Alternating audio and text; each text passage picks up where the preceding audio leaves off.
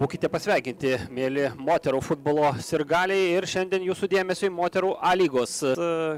Kalbėdamas, kad Vilniaus Žalgirio komanda mėgins remtis vietinėmis žaidėjomis. Čia smūgis į vartus ir koks šedevras. Per save muša įvartį Hegelman merginos. Pasižymė 18 numeris Ema Kriaučiūnaitė. Praradus kamuolį ar suklydus, galbūt kartais ir baudos pražangos kaina. Čia smūgis į vartus ir koks dar vienas gražuolis įvartis krenta į Vilniaus Žalgirio ekipos vartus.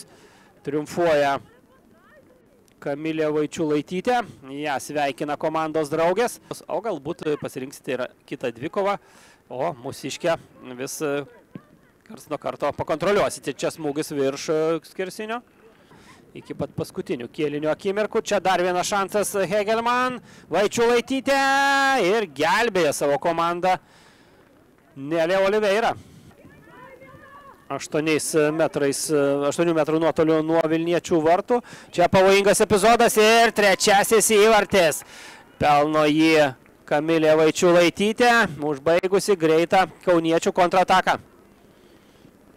Aktyviau parotuoti sudėtimi. Dabar kaip tik aikštėje pasirodysi Rusnė Makarevičiūtė ir Mildos Liužinaitės kirtis virš vartų. Dabar jau pavojus ir Lukjančiukė tenka griūti po kojomis. Dar momentas nesibaigia, vėl Lukjančiukė griūna į kamuolį ir pagaliau užfiksuoja jį savo rankose. Renkasi kitą variantą Karina Klevinskaitė. O čia smūgis į vartus. Netikėtai. Na ir aktyviau reikėtų žalgirietėms persikelti į varžovų aikštės pusę. Čia tiesioginį smūgį pasirenka vilnietės. Ir štai taip, paskutinėmis rungtynių akimirkomis Greta Lukjančiukė. Viešnios.